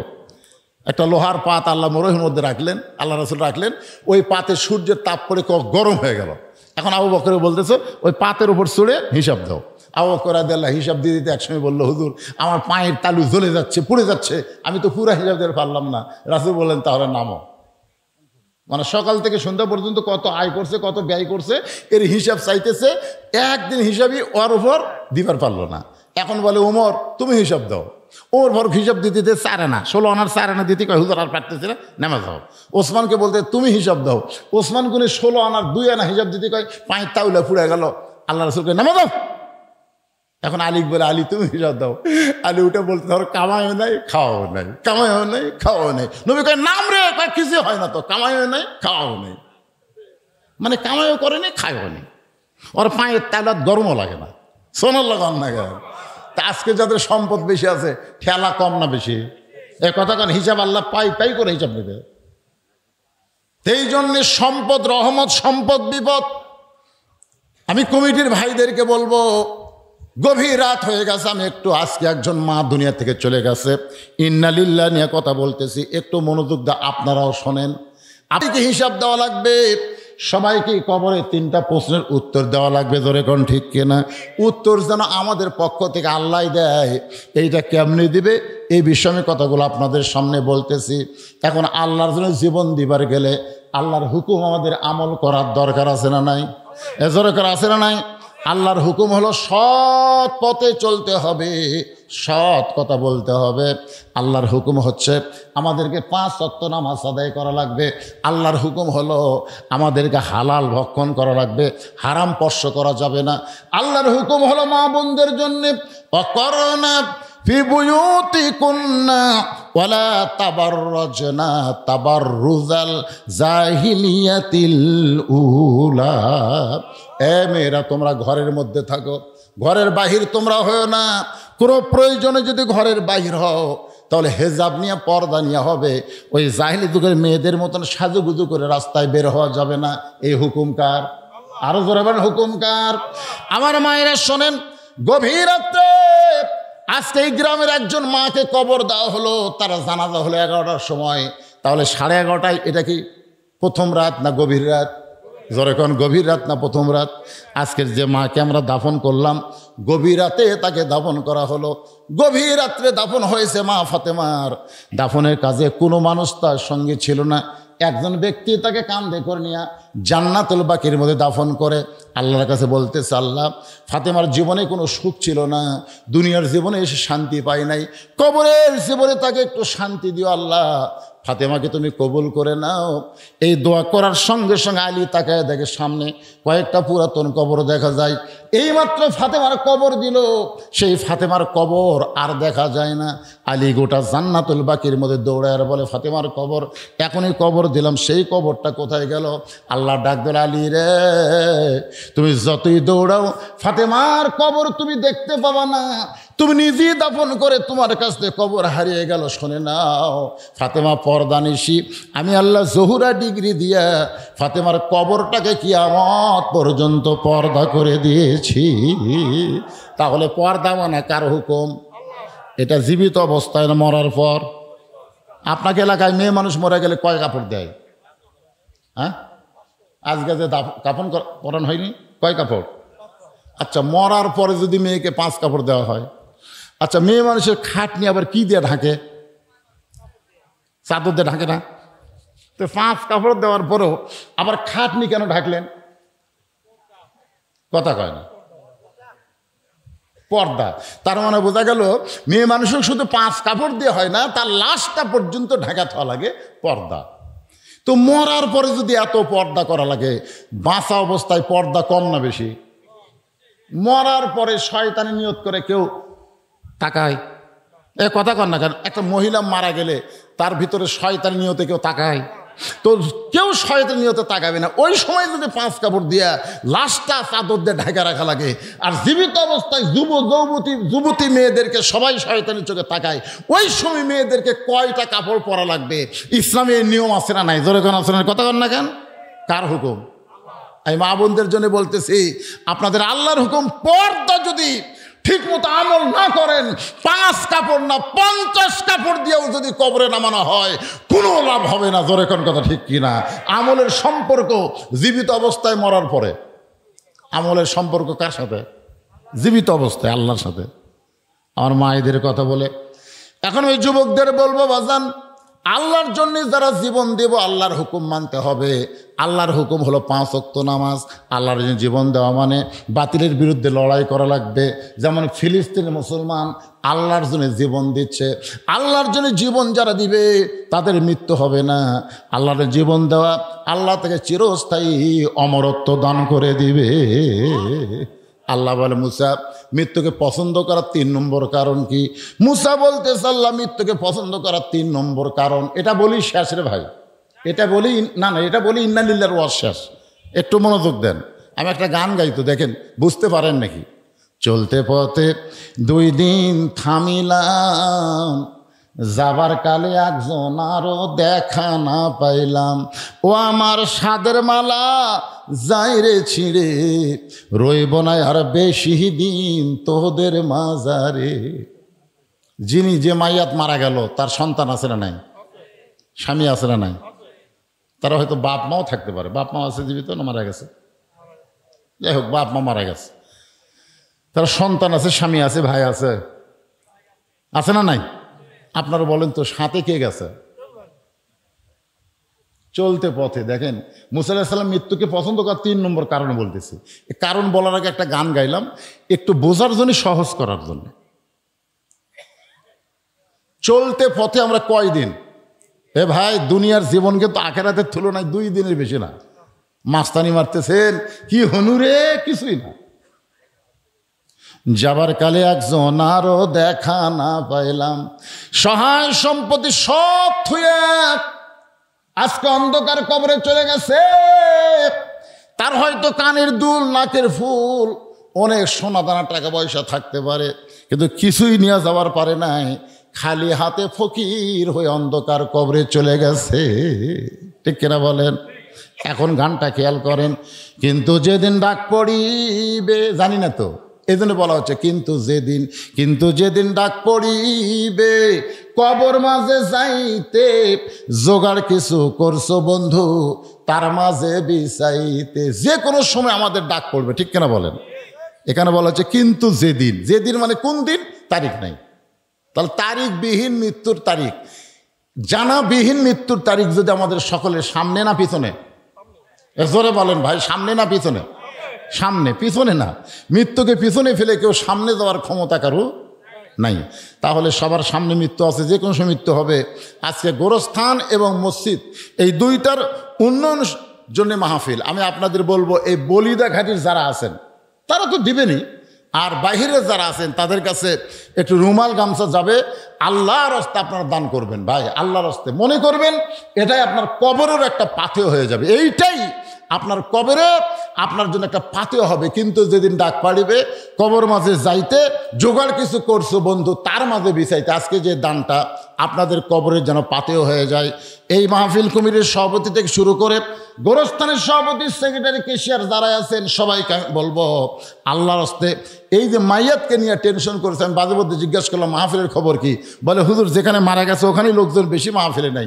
এই একটা টেনশন করতে করতে আপনাকে রাত আজকে চলে গেছে। অনেক সময় এখনও যারা দান করেননি, দান করতে পারেন নাই, সময় পান না, আমি তাদেরকে বলবো মোনাজাত রাখতে যে যা পারবেন আল্লাহর হস্তে কবরের পাথর হিসাবে আল্লাহর হস্তে দান করবেন। বিশ্বাস করবেন আপনার দানটাই আপনার কাজে আসবে। যেগুলো রেখে চলে গেছে আজকে যে মা কবরে, কোনো কাজে আসবে না। আর যেইটা দান করবেন ওইটাই আপনার জান্নাতের পাথেয় হবে। আসেন, আল্লাহর কোন বান্দা এই গোরস্থানের কী লাগবে, মসজিদের কী লাগবে আপনারাই ভালো জানেন। এই জন্যে জোর করে না চাইয়া খুশি মনে আল্লাহর হস্তে, মাশাআল্লাহ কি নাম জানেন? হাফিজুর রহমান। আল্লাহ প্রথম বসে সুন্দরভাবে বক্তার কথাগুলো শুনে সর্বপ্রথম 1000 টাকা নগদে করছে দান। আল্লাহ হাফিজুরের দানকে আল্লাহ আপনি কবুল করেন। বাপ মা যদি কবরে যায়, আল্লাহ দানের ওসিলায় বাপ মার কবরকে জান্নাতের টুকরা বানায় দেন। মিশে মায়ায় বন্দি থাইকা করলাম কত খেলা, পশ্চিমে তাকিয়া দেখো তোমার 2 ভাগ আছে বেলা। কি নাম বাজানের? হ্যাঁ, ফরদু নাম হলো না, ফরিদুল। কি ভাই, ফরিদুল ইসলাম নাকি? ফরিদুল ইসলাম আল্লাহ 500 টাকা দান করেছে, আল্লাহ দানকে কবুল করেন, আল্লাহ নেক নিয়ত নেক আশা পুরা করেন, আল্লাহুম্মা আমিন। ভাইজান যারা নগদে না পারেন বাকি ধান দেন, 1 মণ 2 মণ ধান। বিল হলো ধানের গোলা। এই মাসটা হলো বৈশাখ মাস। জমিতে ধানের অবস্থা কীরকম? কাটাকাটি শুরু হয়েছে নাকি? আপনাকে কাটাকাটি কি শুরু হয়েছে? শুরু হয়নি, হবে তো। তো এখনও কি বৈশাখ মাসে কোনো বৃষ্টি ঝড় হয়েছে? শিলা পাথর হয়েছে? আর সদকা তো তারুদ্দুল বালা, দান সদকা করলে আসমানি বালা জমিনি বালা থেকে আল্লাহ আপনাকে হেফাজত করবে। এটা আমার কথা না, কথা হলো রাসূলের। ও তাজিদু ফিল উমর, দান সদকা করার কারণে আল্লাহ তার হায়াতকে বৃদ্ধি করে দিবে। মরা তো লাগবেই, দুনিয়াতে হয়তো কিছুদিন থাকবো, সেটা সুন্দরভাবে সুস্থতার সাথে আল্লাহ নেক হায়াত দান করুক। ধরে কোন আল্লাহুম্মা আমিন। 1 মণ 2 মণ করে ধান দেন, দেন, সবাই দেন। দানের ব্যাপারে গড়িমসি করা হয় না। দান হচ্ছে জান্নাতের নিয়ামত। রাসূল বলেছেন ফকি হাবিবুল্লাহ, দানকারী আল্লাহর দোস্ত হবে। ধরে কোন সুবহানাল্লাহ। আসেন আসেন আল্লাহর বান্দারা আসেন। বিশেষ করে মাহফিল কমিটির লোকেরা আপনারা আগে আসেন। আমার জামাই তা আদায় করছে, এগুলোকে আদায় শেষ। সভাপতিকে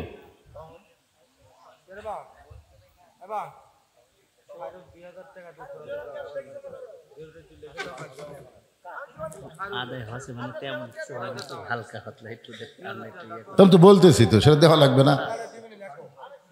আরে লেখেন, উনি সকালে দিবে 2000 টাকা। কে কার নামে? কোন লেখেন? কি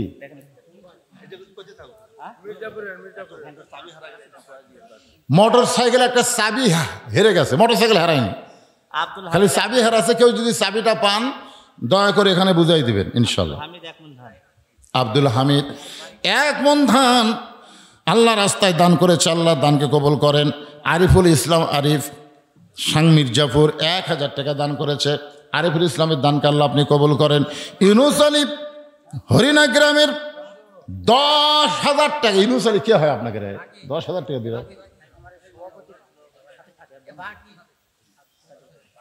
দিবে তো দিবে। আচ্ছা, লিল্লাহি তাকবীর। ইউনুস আলী 10,000 টাকা দান করেছে, আল্লাহ তার দানকে কবুল করেন। রিজাউল হক হরিণা গ্রাম থেকে 20,000 টাকা। একেবারে এটা সত্যি?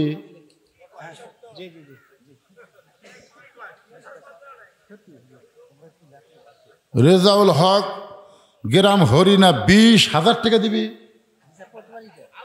প্রতি বছরে দেয়? মাশাআল্লাহ। আমি মনে করতেছি না না, একটু দেখতে কেমন লাগে। গ্রামের লোক না, হরিণা তো পার্শ্ববর্তী গ্রাম। হরিণা আমি আগে আসতাম 12 বার। আর রেজাউল হক আল্লাহ 20,000 টাকা দান করেছে, আল্লাহ তার দানকে কবুল করেন, আল্লাহ নেক নিয়ত নেক আশা পুরা করেন। রওশন আলী কলম গ্রামের নগদ 1000 টাকা দান করেছে। রওশন আলীর দানকে আল্লাহ আপনি কবুল করেন, আল্লাহুম্মা আমিন। আনিসুর রহমান 20,000 টাকা ধরে বলেন মারহাবা। এর বাড়ি কুটি? আচ্ছা আচ্ছা, মাশাআল্লাহ। মাহফিলের সার্বিক দায়িত্ব আনিসুর রহমান 20,000 টাকা দান করছে, আল্লাহ কবুল করেন। আব্দুল কাদের মির্জাপুর থেকে 1 মণ ধান দান করছে, আল্লাহ কবুল করেন। তোরাব মেম্বার কলম গ্রাম থেকে নগদ 1000 টাকা দান করেছে, আল্লাহ দানকে কবুল করেন। নাম হলো পকরম আলী, কলম গ্রাম থেকে 500 টাকা নগদ দান করেছে, আল্লাহ কবুল করেন। কাজল মাস্টার 1000 টাকা দান করেছে কলম গ্রাম, আল্লাহ নগদে দানকে আল্লাহ আপনি কবুল করেন। আব্দুল লতিফ হেলাল মাস্টার 10 বস্তা সিমেন্ট দান করেছে। সিমেন্ট কি দরকার? মসজিদ দরকার, মসজিদের জন্য 10 বস্তা সিমেন্ট দান করেছে। সামারি গ্রামের আব্দুল লতিফ, আল্লাহ দানকে আল্লাহ আপনি কবুল করেন, আল্লাহুম্মা আমিন। কোনটা? আপন ভাই, সামারি বাড়ি? ও সামারি থাকে। মুজিব ইসলাম জুয়েল, সজীব ইসলাম জুয়েল উপজেলার ভাইস চেয়ারম্যান পদপ্রার্থী, নগদ 2000 টাকা দান করছে, আল্লাহ তার দানকে কবুল করেন, আল্লাহুম্মা আমিন। ইউসুফ পরামানিক দেবত্রগায় 1 মণ ধান, আল্লাহ দানকে কবুল করেন। সাইদুল ইসলাম 2000 টাকা। বাবার জন্য দোয়া চায়, মারা গেছে বাবা, আল্লাহ বাবার কবরকে জান্নাতের টুকরা বানায় দেন, আল্লাহুম্মা আমিন। কবুল করো, কবুল করো। আব্দুল মান্নান 20 কেজি রসুন দান করেছে, আব্দুল মান্নানের দানকে আল্লাহ আপনি কবুল করেন। নাম হলো মহিরুল ইসলাম ফরহাদ জামাই, এই গ্রামের জামাই। বাকি 2000 টাকা দান করেছে, আল্লাহ তার দানকে কবুল করেন। আল্লাহুম্মা আমিন। সাকিব 1 বস্তা সিমেন্ট দান করেছে, আল্লাহ দানকে কবুল করেন। আল্লাহুম্মা আমিন। খায়রুল ইসলাম, তাই না, এই জামাই 2000 টাকা দান করেছে, আল্লাহ তার দানকে কবুল করেন। আল্লাহুম্মা আমিন। আমার মা বোনদের কাছে যাবেন, আমার মা বোন আল্লাহর রাস্তায় দান করবেন। ইসলামের সর্বপ্রথম মেয়েরাই বেশি দান করেছে। যার দানে ইসলাম পরিপূর্ণ রূপ নিয়েছে তার নাম হলো খাদিজাতুল কুবরা। সুবহানাল্লাহ বলেন। সবচেয়ে বেশি দান করছে মা খাদিজা ইসলামের জন্য। আল্লাহ কামাল হোসেন 5000 টাকা বাকিতে দান করেছে, আল্লাহ কামাল হোসেনের দানকে আল্লাহ আপনি কবুল করেন। আল্লাহুম্মা আমিন। হ্যাঁ, সম্পদ কিন্তু থাকার জিনিস না, যেভাবে খরচ হয়ে যাবে, শেষ হয়ে যাবে। দিয়ে আল্লাহ বোঝে মন কায়রা নিতে কতক্ষণ, এজন্য সবাই দান করেন ইনশাল্লাহ। আল্লাহ আলহাজ শমশের আলী নগদ 500 টাকা, বাকি 500 টাকা, মোট 1000 টাকা দান করেছে, আল্লাহ তার দানকে কবুল করেন। আল্লাহুম্মা আমিন। ভাইজান, আপনাকে ভিতরে গামছাতে আদায় করে কেউ নাই? করছে? আদায় করছে? ও, আপনারা এই ভিতর থেকে ওঠেন। এনাকে হয়তো 10, 20, 50, 100 টাকা দিবে, অনেকে আসে না, ওপর আসে না, শরম করে। অনেকে তেজিটা দান করতে শরম করে, ওদের কাছে গামছা গেলে ওরা পকেট থেকে বের করে দেয়, এমনভাবে দেয় কেউ যেন বুঝবার না পারে। এই জন্যে অনেকেই চায় না যে টেজে এসে দেই, আবার দ্বিতীয় শরম পায় অল্প দান কেমনে আসে। এই জন্যে আপনারা একটু তাদের কাছে যান, বিশেষ করে মা বোনদের বসার ব্যবস্থা যদি করে থাকেন ওখানে একটু যাবেন। আমার মায়েরা ফাতেমার সঙ্গে আল্লাহ যেন কবুল করে, খাদিজার সঙ্গে আল্লাহ যেন কবুল করে, মায়েশার সঙ্গে আল্লাহ যেন কবুল করে। আমার মায়েদের বাবা মাজাদের কবরের কাছে বাপ মার মন হলো অত্যন্ত নরম। আনোয়ারা আল্লাহ 500 টাকা দান করছে, আনোয়ারার দানকে আল্লাহ আপনি কবুল করেন। আল্লাহুম্মা আমিন। আপনাকে কমিটি সবাই দিশাই দেয়, আপনাকে সবাই দিশায় যা, আলহামদুলিল্লাহ। দিয়া যদি থাকে আল্লাহ আইয়ুব সর্দার মির্জাপুরে 1 মণ ধান, আয়ুব সর্দারের দানকে আল্লাহ আপনি কবুল করেন। নাম হলো হজরত আলী বলিদাঘাট, 1000 টাকা দান করেছে, আল্লাহ তার দানকে কবুল করেন। ওমর আলী 1000 টাকা 1 মণ ধান, আল্লাহ দানকে কবুল করেন। আল্লাহুম্মা আমিন। কবুল করো, কবুল করো মোদের কামনা, দানকারীকে দিবেন জান্নাত, আল্লাহ নিরাশ করেন না। একটু জিকির করেন লা ইলাহা ইল্লাল্লাহ, লা ইলাহা ইল্লাল্লাহ, লা ইলাহা। মোজাহার সরকার বলিদাঘাটি 1 মণ ধান দান করেছে, আল্লাহ মোজাহার সরকারের দানকে আল্লাহ আপনি কবুল করেন। মাজেদা 500 টাকা বাকি দান করেছে, আল্লাহ দানকে কবুল করেন। আল্লাহুম্মা আমিন। নাম হলো আব্দুল মান্নান, 500 টাকা বাকি দান করেছে, আল্লাহ দানকে কবুল করেন। আল্লাহুম্মা আমিন। এগুলোর কিন্তু গ্রামের নামও নাই, বাপের নামও নাই, খালি চিনেন আপনার আব্দুল মান্নান, চিনেন? ও, এটাই গ্রামের নাম, চিনেন তো? আচ্ছা, আপনাদের জন্য কিন্তু তাবারকের ব্যবস্থা আছে, এই তাবারক পার্টিটা নিয়ে আসো। হ্যাঁ, জনগণ মনে করতে যে খালি খালি ওয়াজ। হ্যাঁ, তাবারকের ব্যবস্থা আছে, যতই মানুষ মারা যাক তারপরে এদের মনের মধ্যে এত কষ্ট নাই যে আপনাদেরকে খালি খালি ফেরত দেবে। বলতে তো পারে ভাই আজকে একটা মা মারা গেছে এই জন্য তাবারকের ব্যবস্থা করা যায়নি। ভাই না, খাসি দিয়া তাবারক, খাসি দিয়া। হ্যাঁ, মাশাআল্লাহ। না, মোনাজাতের মধ্যে লাগবে না, মোনাজাত পরে। আপনারা একটু সাইজে বসবেন আমার আদায়ের ভিতর দিয়াই। আল্লাহ তোমার একজন বান্দা জব্বার নগদে 500 টাকা দান করেছে, আল্লাহ তার দানকে কবুল করেন। মোহাম্মদ সিরাজ হরিনা 10 কেজি ধান দান করেছে, আল্লাহ সিরাজের দানকে আল্লাহ আপনি কবুল করেন। আল্লাহুম্মা আমিন। নাম হলো মোহাম্মদ নাফিল, 500 টাকা দান করেছে, আল্লাহ দানকে কবুল করেন। আল্লাহুম্মা আমিন। নজিবরের ভাগ্নে 500 টাকা দান করেছে, আল্লাহ দান কবুল করেন। এগুলো সব বাকি না, নগদ। বাকিটা লিখবেন, নগদটাও লিখবেন, তাহলে আপনাকে আদায় করতে সুবিধা হবে। হ্যাঁ, সিমেন্ট যারা দেবেন, সিমেন্ট লাগবে। যদি মনে করেন যে আল্লাহর ঘরের জন্য সিমেন্ট দেবো, আল্লাহর ঘর দুনিয়াতে যে তৈরি করে আল্লাহ তাকে জান্নাতে একটা ঘর বানায় দেয়। মা বোনদের মধ্যে যাবেন আদায় করতে, আমার মায়েরাও দান করবে। আগামী জুমার দিনে জুমার নামাজে আজান দেওয়ার সঙ্গে সঙ্গে যেই মুসল্লি মসজিদের মধ্যে পা দেবে তাকে জিজ্ঞাসা করলেই জানতে পারবে এত বড় জান্নাত আল্লাহর বান্দারা কেমনে দেখবে। মনে আছে না ভুলে গেছেন? ভুলে গেছেন? হ্যাঁ, যে জিবরাইল দেখলো দুনিয়ার 1 বছরে কয় আনা দেখছে? 1 আনা আর 16 আনা জান্নাত বান্দারা দেখবে কেমনে? ফেরেশতা জিবরাইল মনের মধ্যে প্রশ্ন, 600 ফাঁকাতে উড়াল দিয়ে 1 বছরে যদি 1 আনা দেখি, তাহলে 16 আনা জান্নাতে হেঁটে হেঁটে বান্দারা কেমনে দেখবে?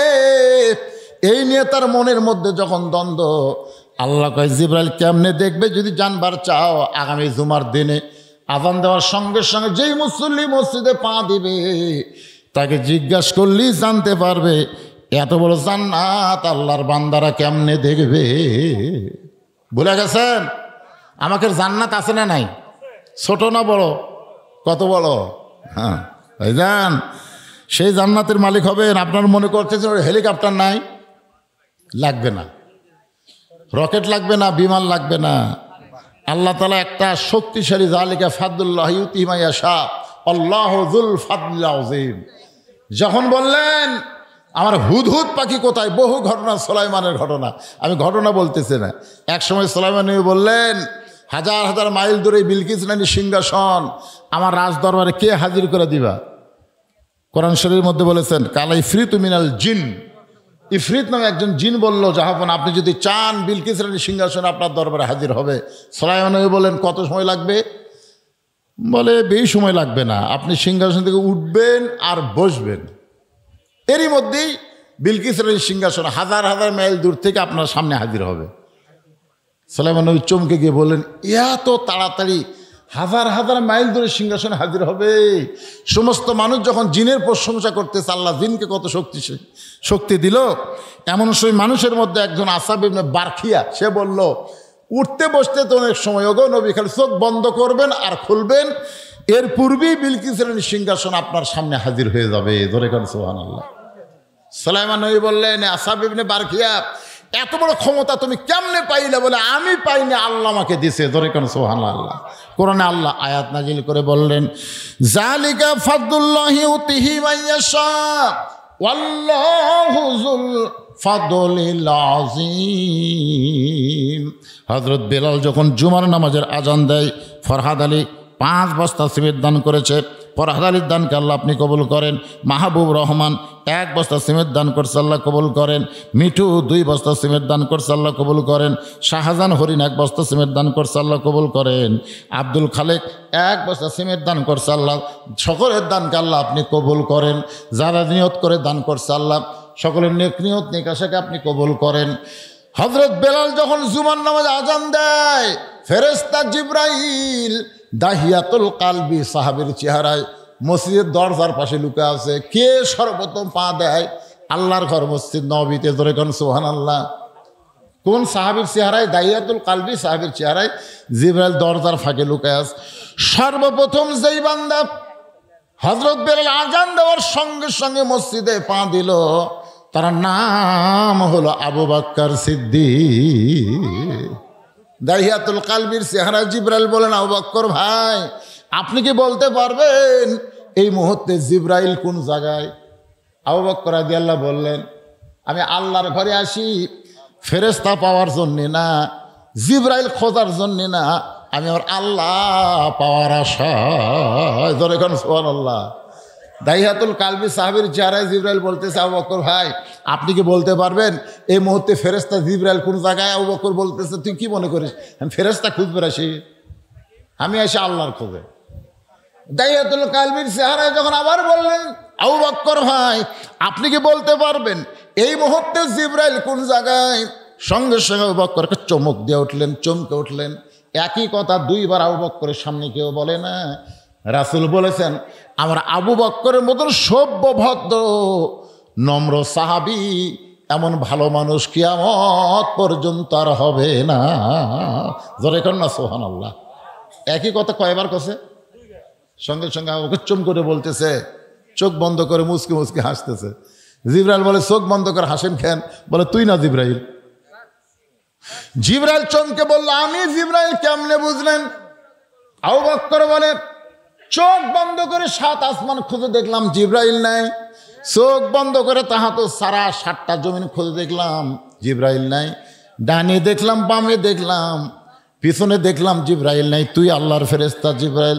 সঙ্গে সঙ্গে জিবরাইল আল্লাহু আকবার, আল্লাহ বলে জিব্রাইল তাকবীর দিলা কেন? জিব্রাইল বলতেছে আল্লাহ চোখ বন্ধ করার সঙ্গে সঙ্গে 7 আসমান 7 জমিন যে খুঁজে পায় তার জন্য জান্নাত দেখা কোনো ব্যাপার না। ধরে কর না সুবহানাল্লাহ।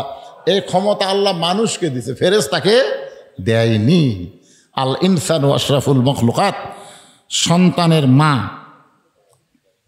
আব্দুল মান্নানের মা 1 বস্তা সিমেন্ট দান করেছে, আল্লাহ দানকে কবুল করেন। সানোয়ারের স্ত্রী 1 বস্তা সিমেন্ট দান করেছে, আল্লাহ কবুল করেন। মোস্তাকিম 500 টাকা দোয়া চাইছে, আল্লাহ কবুল করেন। নাম হলো রাশেদ, একজন মা আমার 1 বস্তা সিমেন্ট দান করছে। ফয়সাল 1 বস্তা সিমেন্ট দান করছে, আল্লাহ কবুল করেন। জসিম আলী 1000 টাকা বাকিতে দান করেছে, আল্লাহ সকলের দানকে আল্লাহ আপনি কবুল করেন। সবাই একটু সাইডে বসেন, ইস্তেগফার পড়ো। আস্তাগফিরুল্লাহ রব্বি মিন কুল্লি জামমি ওয়া তুবু ইলাইহি, আস্তাগফিরুল্লাহ রব্বি মিন কুল্লি জামমি ওয়া তুবু ইলাইহি, লা হাওলা ওয়ালা কুওয়াতা ইল্লা বিল্লাহিল আলিয়্যিল আযীম। আল্লাহুম্মা সাল্লি আলা মুহাম্মাদ ওয়া আলা আলি মুহাম্মাদ কামা সাল্লাইতা আলা ইব্রাহিম ওয়া আলা আলি ইব্রাহিম ইন্নাকা হামিদুম মাজিদ। আল্লাহুম্মা বারিক আলা মুহাম্মাদ ওয়া আলা আলি মুহাম্মাদ কামা বারাকতা আলা ইব্রাহিম ওয়া আলা আলি ইব্রাহিম ইন্নাকা হামিদুম মাজিদ। ভাইজান, আপনাদের সিংড়াতে কিছু কিছু মাহফিলে মোনাজাতের আগে তবরক দেয়। আমি আজকে বলতেছি, মোনাজাতের দাম বেশি না তবরকের দাম বেশি? আবার অনেক সময় মোনাজাত চলাকালীন তবরক দেয়। আমরা যখন হাত তুলি, খুব খেয়াল করবেন, আমরা কিন্তু জাত তার কাছে হাত তুলি না, আমরা হাত পাতাইছি কার কাছে? আপনার বলেন তো, তার সব কিছু দেওয়ার ক্ষমতা আছে না নাই? ওই সময় 1 টোপলা পোলা যখন দিল, আপনার মন যদি আল্লাহর দিকে না থাকে, পোলার দিকে যায়, তখন মোনাজাত কবুল হবে? এখন হবে? মোনাজাত হলো সবচাইতে দামি গুরুত্বপূর্ণ ইবাদত।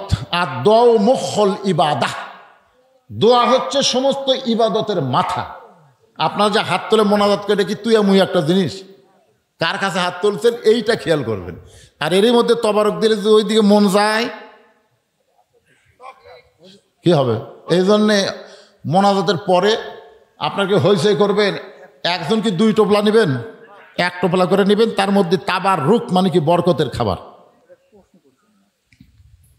মানুষ মারা গেলে কি বলতে হবে দয়া করে জানাবেন। মানুষ মারা গেলে কি বলতে হবে? যেটা বলতেছেন সেটাই বলবে। আবার নতুন করে কি বলে ফেতনা শুরু করবেন? না, আমি বললাম এটা কি শুধু মানুষ মরার আয়াত? এটাই এতক্ষণ ধরে আপনি কি বুঝলেন? এটা হলো বিপদ আপদ। এটা ডাইরেক্ট ইজা মানে কি? যখন আসাবাত হুম মুসিবা, তোমাদের উপরে বিপদ আপদ মুসিবত আসবে, কলু, তখন তোমরা বলবে ইন্না লিল্লাহ। তা এখনো যদি আপনারা বলেন যে মানুষ মরে গেলে পড়া, মানুষ মরে গেলে কি বলবেন? মানুষ মরে গেলে সবচাইতে খেয়াল করা লাগবে, আমাকেও মরা লাগবে। ধরে কথা কর, আমাকেও মরা লাগবে।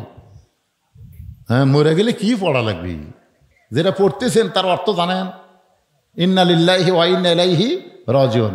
কার কাছ থেকে আমরা এসেছি, আবার যাবো কার কাছে? কেমনে যাব? যখন এসেছি আমাদের কোনো পাপ আছে? যখন মায়ের পেট থেকে দুনিয়ার উদরে আসলাম, আপনার বলেন তো আমাদের কোনো পাপ আছে? কোনো পাপ ছিল? তাহলে দুনিয়া থেকে যখন কবরের উদরে যাব, আমাদের যেন কোনো পাপ না থাকে। সমস্ত পাপকে মাপ নিয়ে আল্লাহ যেন আমাদের মৃত্যু দেয়। সবাই বলে আমিন। ইন্না লিল্লাহি ওয়া ইন্না ইলাইহি রাজিউন। এখানে অনেকে দান করতেছেন, আর দানের কথা বলার দরকার নেই। খাসি জালালউদ্দিন সভাপতি অত্র মাহফিল, উনি একটা খাসি দান করছে। আজকেই করছে দান? আচ্ছা আচ্ছা, দান করে দিছে আর কি, সেটা পাকও হয়ে গেছে মাশাআল্লাহ। সভাপতি সাহেব যার স্ত্রী মারা গেল, উনি অনেক দেখলাম না, আসেন এখানে।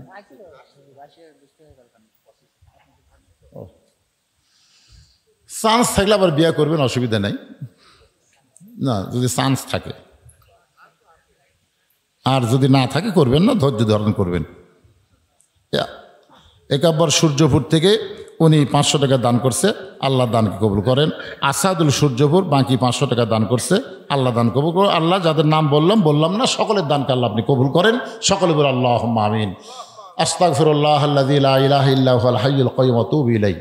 যারা বাহিরে আছেন আপনারা তো মুসলমানের মধ্যেই, ভিতরে আসেন। ওই দরজার উপর থাকে, কি হবে? ভিতরে আসেন।